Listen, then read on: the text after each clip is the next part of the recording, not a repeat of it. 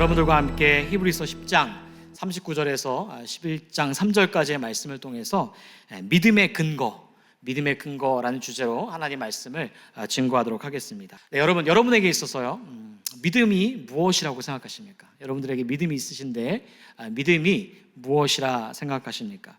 제가 성도님들을 만나고 대화하다 보면은 그런 믿음에 대해서 대화할 때에 정의를 제대로 내리지 못하시는 분들이 참 많은 것을 제가 보게 됩니다.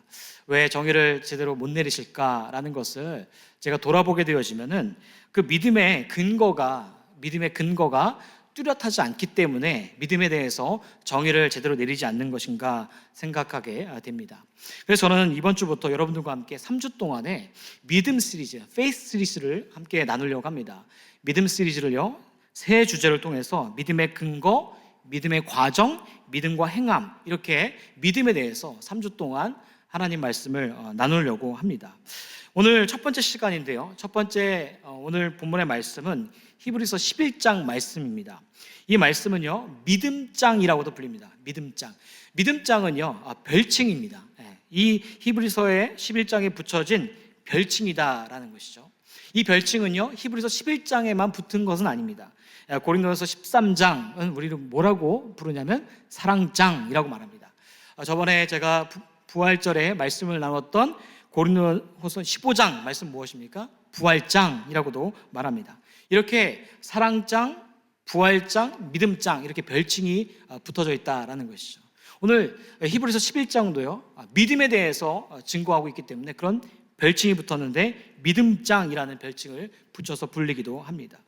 네, 11장에 왜 믿음장이라고 별칭이 붙여졌을까요? 그것은 다름 아니라 그런 믿음에 대해서 잘 정리하고 있기 때문이 아닌가 돌아보게 됩니다. 그런 저자가 믿음에 대해서 잘 기록한 이유를 좀 한번 살펴봐야 되는데, 왜 믿음에 대해서 이렇게 잘 기록하게 되었을까? 여러분, 당시 시대를 돌아보게 되어지면요, 성도들이 신앙을 가졌을 때 편안하고 하나님을 잘 믿는 그런 안락한 삶이 주어졌을까요? 당시에는 그렇지 않았습니다.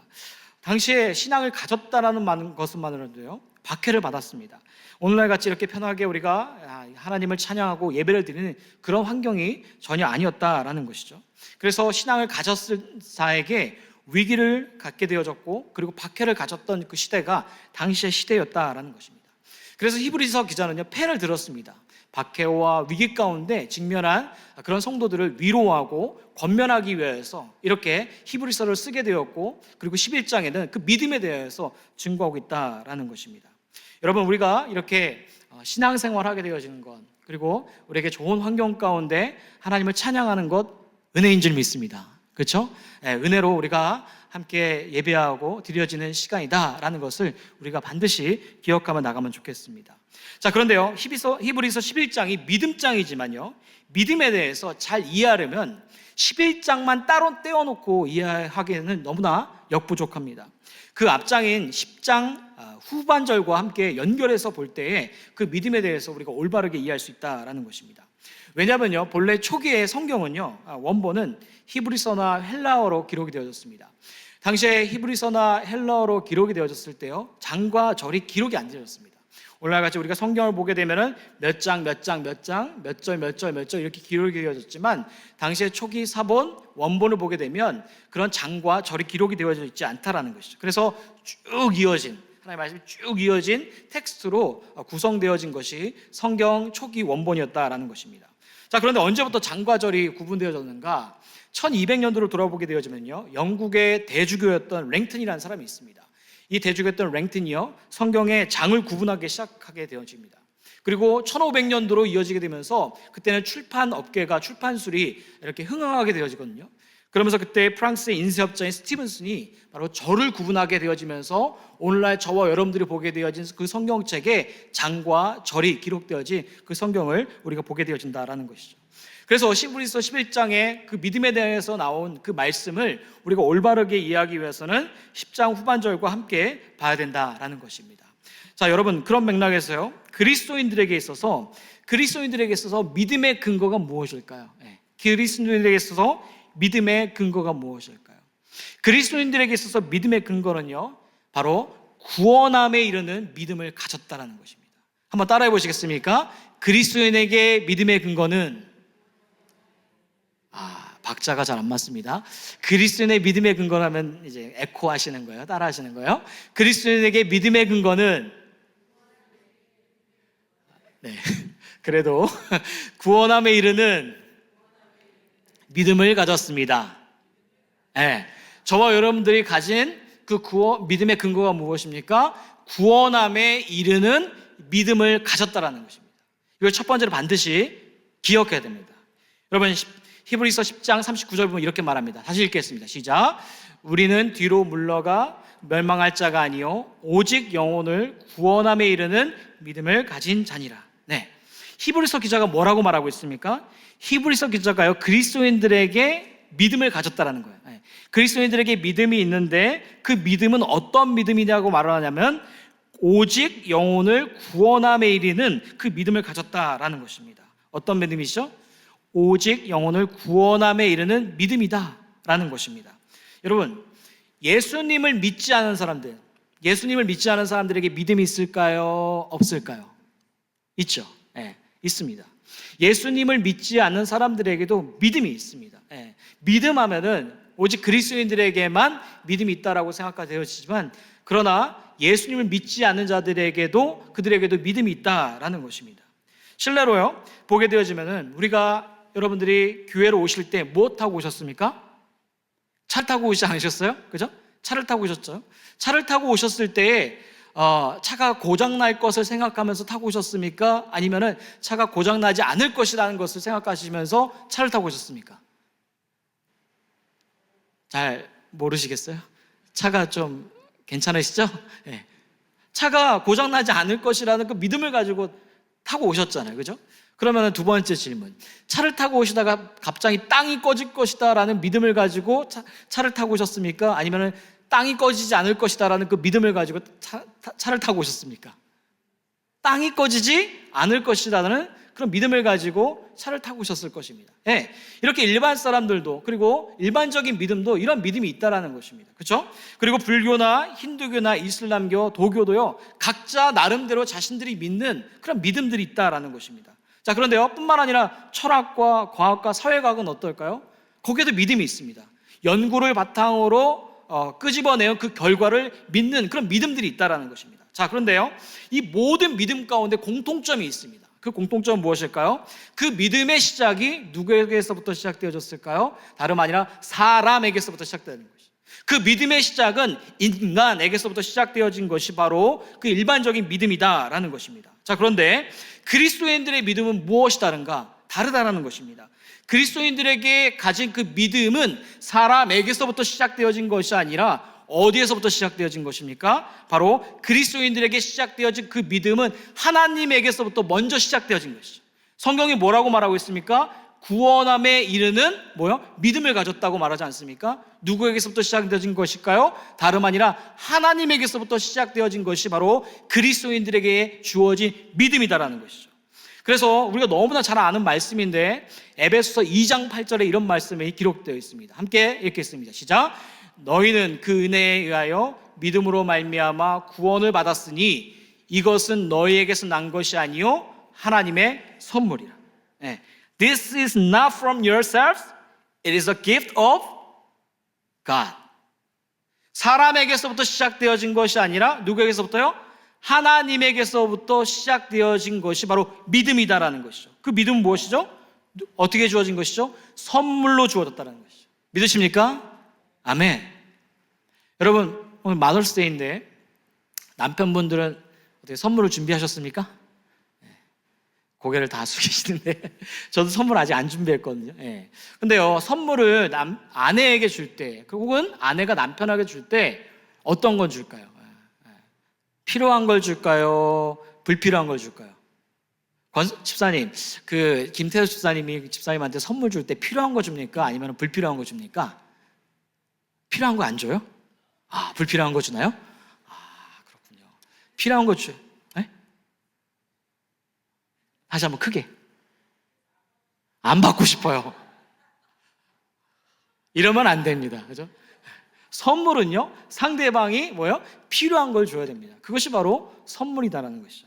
여러분, 하나님께서 저와 여러분들에게 주신 믿음은요, 단순한 믿음이 아니에요. 단순한 믿음을 주어진 게 아니라 그 믿음은 저와 여러분들에게 꼭 필요한 믿음, 그 구원에 이르는 믿음을 저와 여러분에게 주셨다라는 것입니다. 자, 그런데 구원함에 이르는 그 믿음이 사람에게서부터 시작되어진 것이 아니라 누구에게서부터요? 하나님에게서부터 시작되어진 것이 바로 여러분들에게 주어진 그 구원함에 이르는 믿음, 그 믿음의 근거 첫 번째이다라는 것입니다. 여러분, 저희 장인어른 장모님이요, 선교사님이세요. 캄보디아에서 지금 선교 사역하고 계시는데 선교 사역을 한 30년 넘게 하고 계시거든요. 그런데 장인어른에게 누가 계시냐면 누님이 계세요. 누님이 계신데 누님에게 예수를 믿으세요. 그리고 예수님 아셔야 됩니다라고 많이 말씀하셨습니다. 그런데 저희 고모님 예수님 믿을까요? 안 믿을까요? 안 믿습니다. 30년, 40년 동안 예수님에 대해서 전도하시고 예수님을 아셔야 됩니다라고 말해도 안 믿으세요. 또 제가 이제 뭐라고 말해야죠? 조카 사위인가요? 조카 사위가 또 목사인데 고모님 만나서 또 이야기하잖아요. 그래도 안 믿으세요. 뭐라고 말씀하는지 아세요? 다 똑같은 종교 아니야. 너희나 잘 믿어. 이렇게 말씀하세요. 여러분, 왜 그럴까요? 왜 안 믿으실까요? 여러분, 믿는다고 해서요, 믿음을 다 가지는 게 아니라는 것이죠. 그 믿음이라는 것은, 구원함에 이르는 믿음은 하나님께서 선물로 주셔야지만 믿을 수 있다는 것이죠. 내가 믿고 싶어, 내가 믿어야지 라고 해서 하나님을 믿을 수 있는 것이 아니라는 것이죠. 그 선물이 누구에게서부터 주어져야 되는 것이죠? 하나님에게서부터 주어져야 되는 것이고, 하나님에게서부터 시작된 그 믿음이 심겨질 때에 믿음 가운데 나아갈 수 있게 된다라는 것입니다. 그러니까 우리가 때때로 전도를 하더라도, 야, 너 믿어야 돼, 너가 믿어야지 구원받을 수 있어요, 구원받을 수 있어 라고 말하기보다도 우리의 기도의 패턴이 달라져야 됩니다. 어떻게 달라져야 하냐면은, 하나님, 내 사랑하는 가족, 내 사랑하는 남편, 내 사랑하는 아내, 그리고 우리에게 주어진 친지들, 하나님 그들에게 구원함에 이르는 믿음을 선물로 주시옵소서. 그들에게도 구원함에 이르는 그 믿음을 선물로 주시옵소서라고, 그런 기도의 패턴이 달라져야 되지 않나 생각하게 됩니다. 여러분과 저에게 주어진 그 믿음은 당연하게 그저 주어진 것이 아니라 하나님에게서부터 먼저 시작되어져 우리에게 주어진 구원함에 이르는 믿음을 가졌다라는 것을, 그 선물로 가졌다라는 것을 우리가 이 시간 반드시 기억할 수 있으면 좋겠습니다.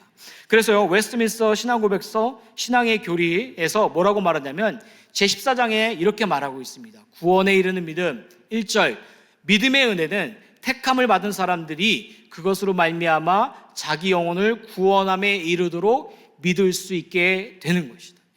구원함에 이르는 믿음은요, 하나님께서 택하여 주셨고 그들에게 선물로 주셨다는 것이죠. 때문에 저와 여러분들에게 얻게 되어진 그 믿음은 단순한 믿음이 아니라 구원함에 이르는 믿음인데, 그것이 하나님으로부터 택함을 받게 되어졌고 선물로 주어진 그 믿음이다라는 것입니다. 때문에 우리에게 주어진 그 믿음을 어떻게 여겨야 될까요? 아무렇게 여기면 안 된다는 것이죠.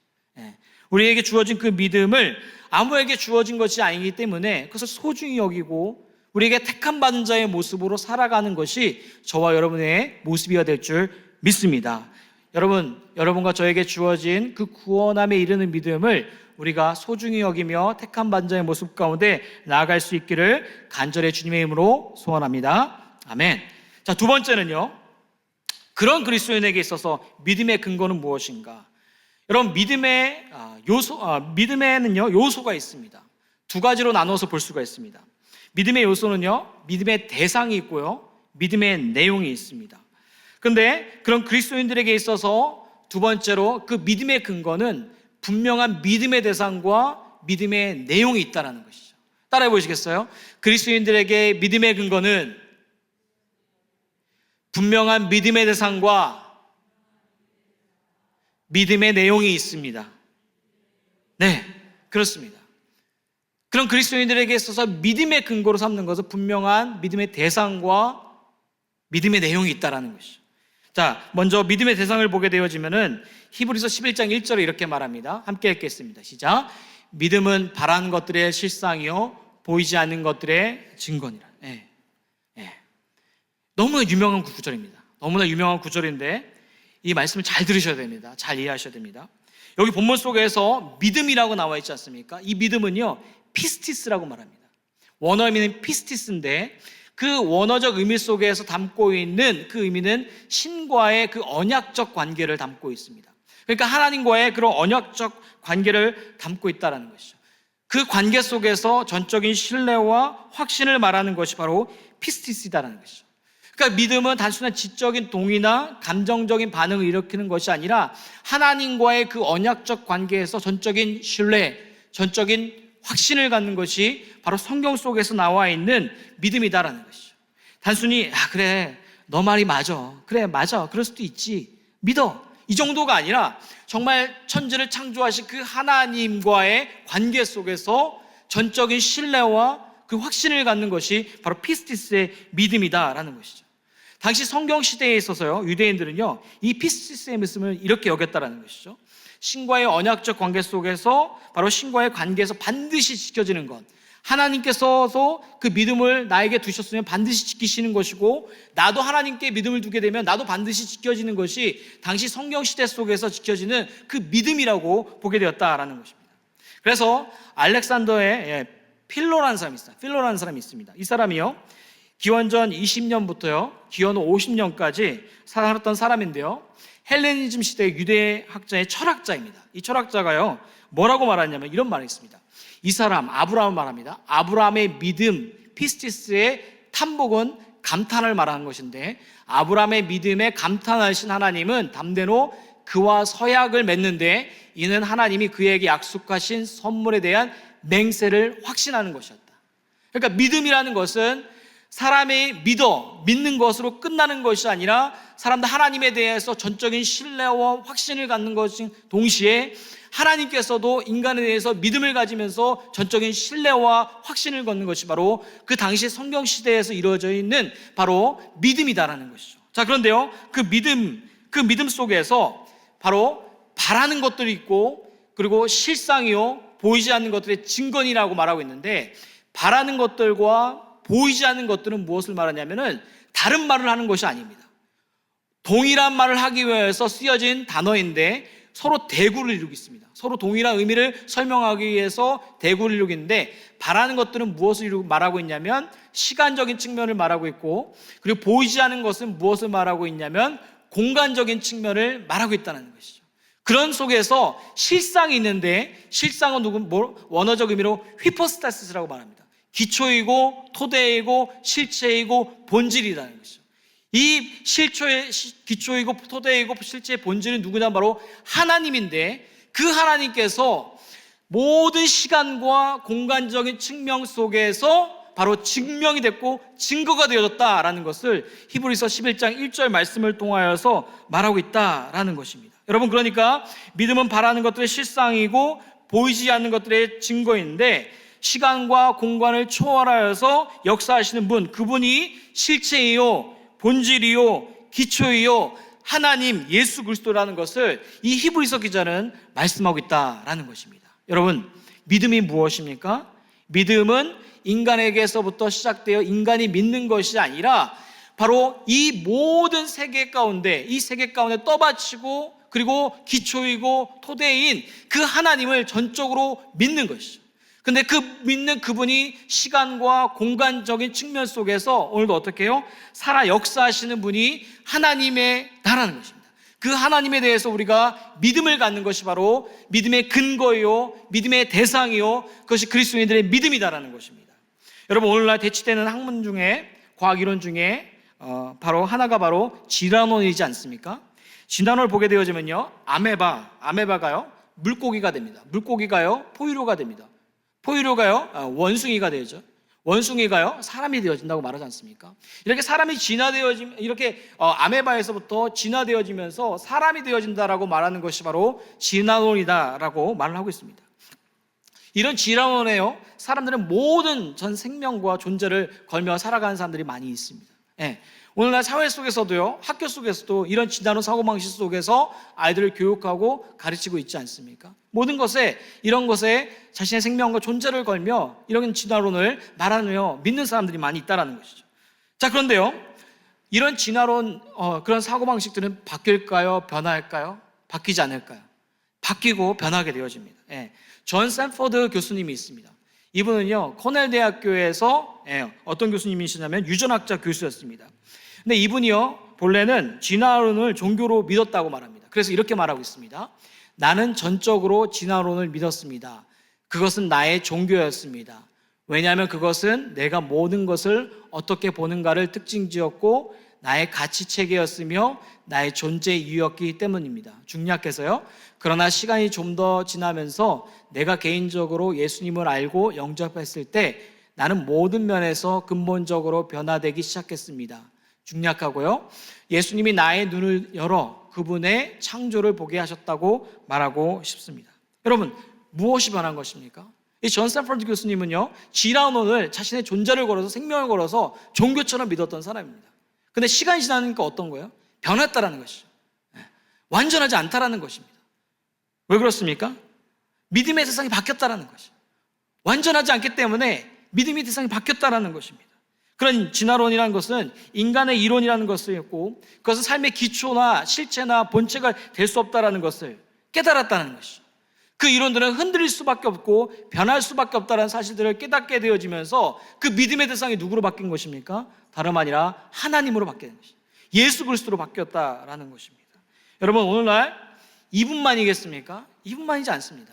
오늘 사회를 보게 되어지면요 놀라운 일들이 많이 벌어지고 있습니다. 여러분들이 잘 아는 캐나다 심리학자 중에 12가지 법칙을 쓴 조던 피터슨이라는 분을 아십니까? 조던 피터슨이라는 분이 12가지 법칙을 책을 썼는데 유명한 말을 남기잖아요. 성공하려면 방 청소부터 해라 라는 그 유명한 말을 남깁니다. 근데 이분이요 하나님 예수 그리스도를 믿지 않았던 사람입니다. 근데요 점점 더 시간이 지나면서 예수님을 믿게 되어지고 예수님이 실체라는 사실, 예수님이 믿음의 대상이라는 것을 인정하고 있다는 것이죠. 왜 그럴까요? 그 예수 그리스도 하나님은 변하지 않고 흔들리지 않고 그 완전하신 그 믿음의 대상이라는 것을 깨닫게 되어지면서 이렇게 믿음의 고백이 일어나고 있다라는 것입니다. 그렇습니다. 여러분과 저에게 있어서 믿음의 대상이 누굽니까? 믿음의 대상은요 바로 예수 그리스도 하나님이신 줄 믿습니다. 여러분, 그분이요 기초이고 토대이고 실체이고 본질이고 누구도 흔들리려고 해도 흔들리지 않는 분이 바로 우리 하나님이시고 우리가 믿는 믿음의 대상인 줄 믿습니다. 여러분, 그분은요 오늘 창조 세계를 떠받치고 있습니다. 섭리 가운데 일하시고 있습니다. 그리고 어느 곳 어느 자리 가운데서도 빠지지 않고 watch out 바라보시고 계시는 분이 우리 창조 되시는 그 하나님인 줄 믿습니다. 여러분과 저에게 있어서 그 믿음의 대상이 누굽니까? 다름 아니라 하나님 예수 그리스도인 줄 믿습니다. 여러분, 이럴 때는 아멘을 크게 하셔야 돼요. 우리가 믿는 분은요 다른 어떤 종교도 다른 어떤 이론도 아니고 오늘 세상 속에서 살아계시고 역사하시는 예수 그리스도 하나님이신 줄 믿습니다. 그분은 이 시간 가운데 이 자리 가운데서도 하나님께서 살아계시고 역사하신 줄 믿습니다. 여러분, 제가 그분이 살아계시고 역사하지 않고 그분이 저에게 있어서 믿음의 대상이 아니면요 저는 신학교 안 갔어요. 목사 안 됐어요. 왜 갑니까? 방송국에서 일하지. 뭐가 좋다고요? 왜 갑니까? 제가 갈 수 있는 건 뭡니까? 그분이 믿음의 온전한 유일한 대상인 거예요. 지금도 역사하시는 거예요. 살아계시는 거예요. 그분이 우리에게 있어서 무엇이에요? 온전한 믿음의 대상인 줄 믿습니다. 여러분, 이것에 대한 믿음이 저 여러분 가운데 믿음의 근거로 삼고 우리에게 단단한 신앙인으로 나아가야 될 줄 믿습니다. 자, 또 하나 11장 3절을 읽어볼까요? 함께 읽겠습니다. 시작. 믿음으로 모든 세계가 하나님의 말씀으로 지어진 줄을 우리가 아나니 보이는 것은 나타난 것으로 말미암아 된 것이 아니니라. 뭐라고 말하고 있습니까? 믿음으로 모든 세계가 어떻게 됐다고요? 믿음으로 모든 세계가 어떻게 지어졌죠? 하나님의 말씀으로 지어졌다는 것이죠. 우리가 눈으로 보는, 육안으로 보는 세계, 그리고 피조물들은 무엇으로 지어진 것이에요? 하나님의 말씀으로 지어졌다는 것입니다. 그러니까 눈에 보여지는 것이 어떠한 존재에서 존재로 그렇게 양태되어진 것이 아니라 어떻게 해요? 하나님께서 지으신 그 말씀으로 모든 세계와 창조가 지어졌다는 것입니다. 뿐만 아니라요, 예수님이 성육신하셨고 십자가에 달리셨고 죽으셨고 부활하셨고 초림을 넘어서 재림하시겠다고 하신 말씀이 어디에 써 있는 것이죠? 하나님 말씀 가운데 기록되는 것이죠. 여러분, 우리가 믿는 것은, 믿음의 근거가 되는 것은 무엇을 통해서 믿음의 근거로 삼는 것이냐면 하나님의 말씀을 통해서 믿음의 근거로 삼는다라는 것이죠. 그냥 밑도 끝도 없이 믿고 아무거나 우리가 받아들이는 맹목적인 신앙인이 아니라 우리에게서 분명한 믿음의 근거가 있는데 그 믿음의 근거는 하나님의 약속의 말씀이다라는 것입니다. 여러분, 오늘 우리가 저와 여러분들이 3절까지만 읽었지만요, 그 3절을 넘어서요, 그 하나님의 약속의 말씀을 신실하게 따라갔던 믿음의 사람들이 기록되어져 있습니다.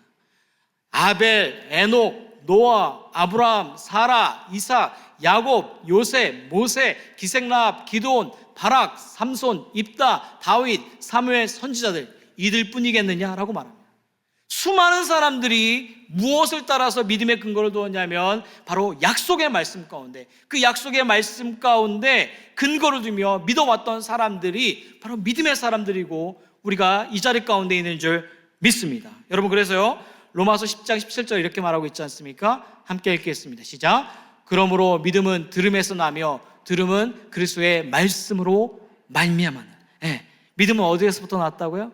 믿음은 하나님의 말씀으로 나왔다라는 것입니다. 여러분과 제가 믿음에 있어서 근거해야 되는 것이 무엇이죠? 바로 하나님의 말씀이라는 것이죠. 내가 정말로 믿고 있는가? 내가 하나님의 약속의 사람으로 살아가고 있는가? 그것을 여러분들이 가장 점검하실 수 있는 것은 다름 아니라 하나님의 약속의 말씀입니다. 그 하나님의 약속의 말씀이 우선되어져서 그 약속의 말씀을 통하여서 내 자신을 바라보고, 그 약속의 말씀을 통하여서 상황을 바라보고, 그 약속의 말씀을 통하여서 내가 바라보는 세계를 바라보는 것이 바로 그리스도인들에게 믿음이고, 그것이 믿음의 근거가 되어야 한다라는 것입니다. 그러지 않으면 무엇입니까? Nothing. 아무것도 아닙니다. 단순한 이론밖에 되지 않습니다. 여러분 삶에서 약속의 말씀, 하나님의 말씀을 읽으시며 묵상하시며 나아가고 계십니까? 매일매일 하루 삶 속에서 그 말씀이 인도하시는 대로 따라가고, 그 말씀이 인도하시는 대로 내가 여러분들이 삶을 살아가고 있으십니까? 여러분, 그렇지 않으면 우리의 믿음의 근거를 둘 수가 없습니다. 인생에서 제일 많이 하는 고민이 이런 고민이라고 말해요. 나는 누구인가? 난 어디에서 왔나? 나는 죽어서 어디로 가나? 이 인생을 태어나서부터 어린 갓난아기는 아닐지 모르지만 죽을 때까지 한다고 합니다. 왜 그럴까요? 자신이 믿고 있는 근거가 분명하지 않기 때문에. 근데 저는요, 그렇게 생각합니다. 내가 약속의 말씀에 근거를 두고 믿음의 대상이 분명하게 되어지면 모든 게 해결해져요. 한 번에 단번 해결되어집니다. 제가 그렇게 경험했어요. 복잡한 인생이었는데 제가 믿음의 대상을 하나님께 두고 그 약속의 말씀에 믿음의 근거를 두었을 때 너무 심플해요.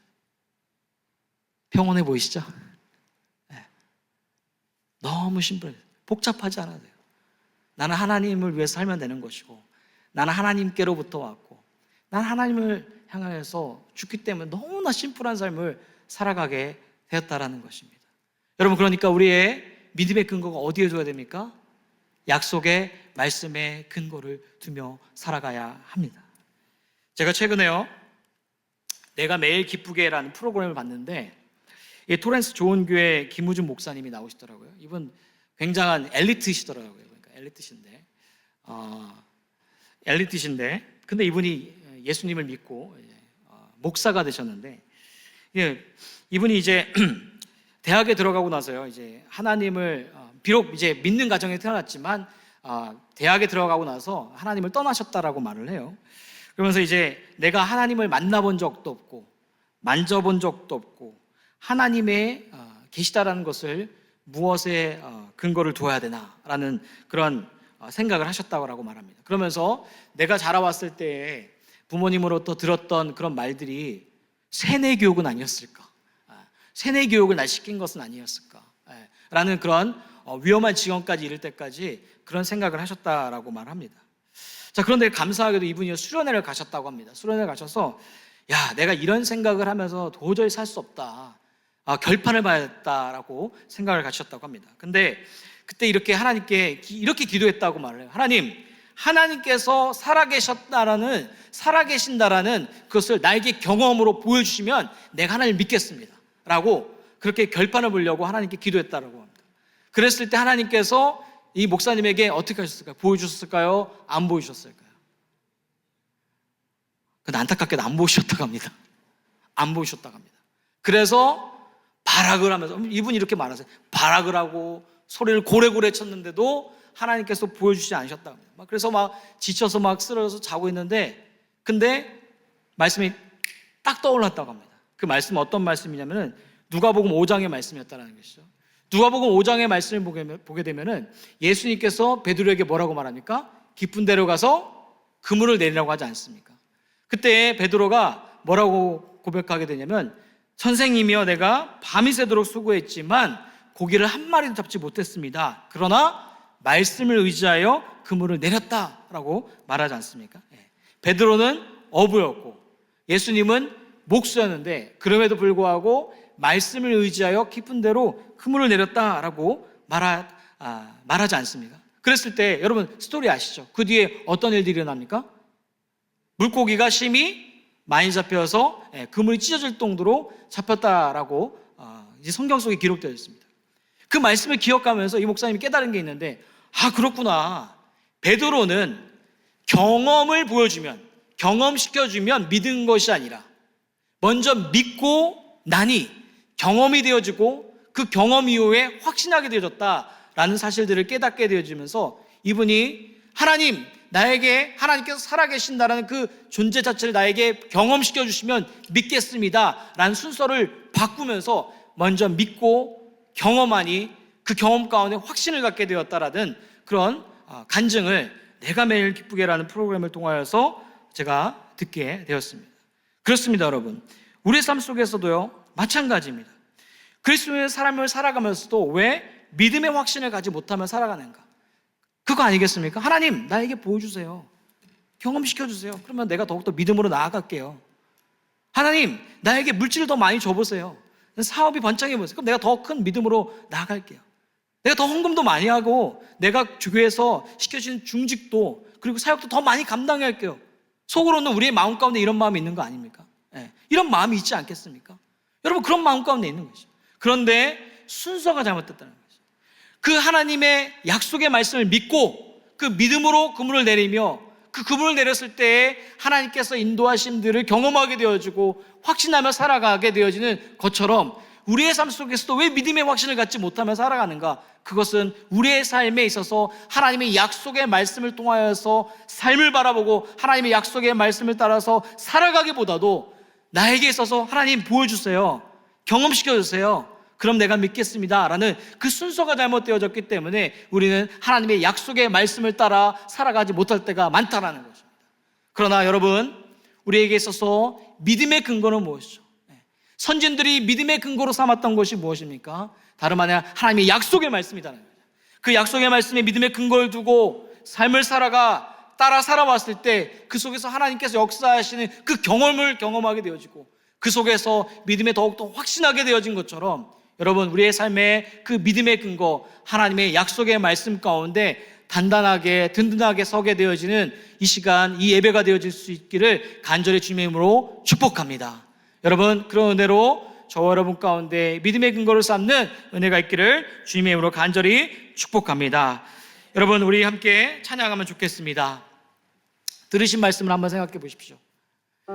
나에게 있어서 난 예수님을 믿는데, 혹은 나는 예수님을 잘 모르는데 나에게 믿음이 있는가? 내가 삼고 있는 믿음의 근거는 무엇인가? 라는 것을 돌아보십시오. 성경 속에서 분명히 말하고 있습니다. 저와 여러분에게 주어진 믿음은 단순한 믿음이 아니라 구원함에 이르는 믿음, 아무나 누구나 갖지 못하는 그 특별한 스페셜한 그 믿음이 여러분과 저에게 주어졌다라고 말합니다. 성경 속에서 말합니다. 너의 믿음의 대상은 하나님 그 예수 그리스도라고 말씀하시고 그분은 기초이자 토대이자 세상을 떠받치고 오늘도 살아계시는 역사하신 하나님이라고 말씀하십니다. 우리에게 있어서 분명한 약속의 말씀을 주시면서 그 가운데 믿음의 근거를 삼고 살아라 라고 말씀하십니다.